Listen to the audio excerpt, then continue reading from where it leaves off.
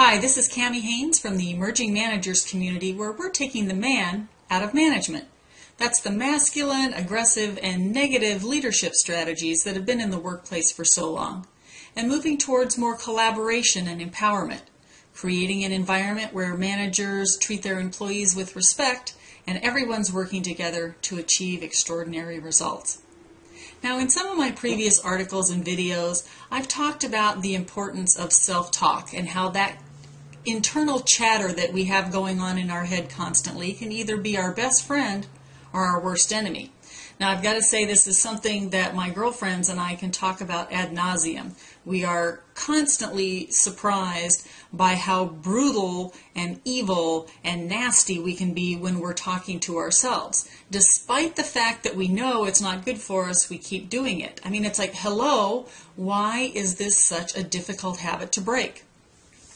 It's not surprising that our internal dialogue is really going to influence the amount of effort that we're willing to put into some new task.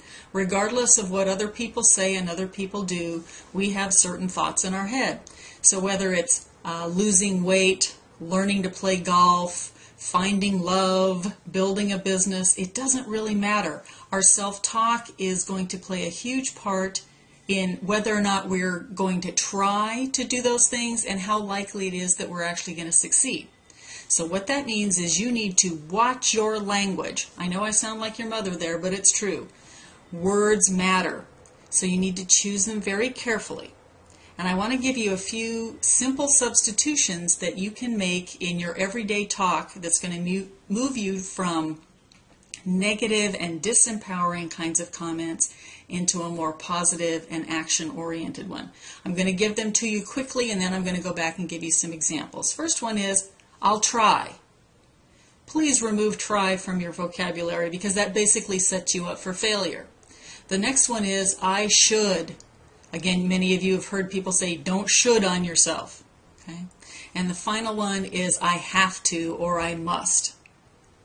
Now, if you replace those with something a little more positive, you really start to feel a shift in the energy. You hear more confidence, more commitment, and even more enthusiasm. Let me give you some examples.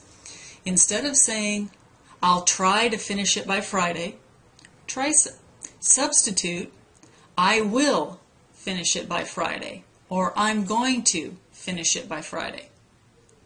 Same thing with the should. I should organize my desk.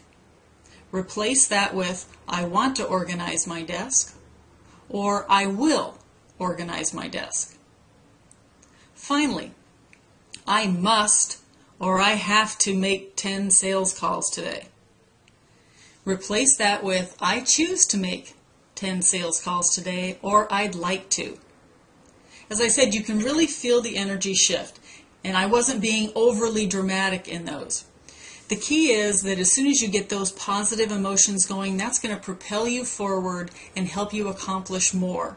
It's going to make things more fun and interesting rather than feeling like such a burden or a chore. Now, making the changes is going to take some effort, and you're going to slip up every now and then. All I can say is correct yourself and keep moving.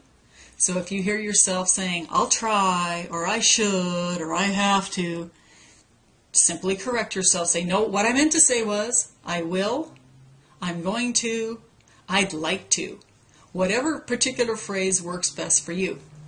Eventually, after you've corrected yourself enough times, you're going to start developing the habit of using these more future and action-oriented terms, and that's going to help you achieve even more than you've achieved so far.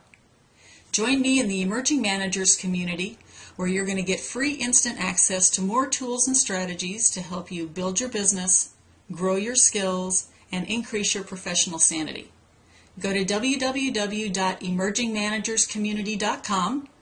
I look forward to seeing you there and helping the exceptional manager in you emerge.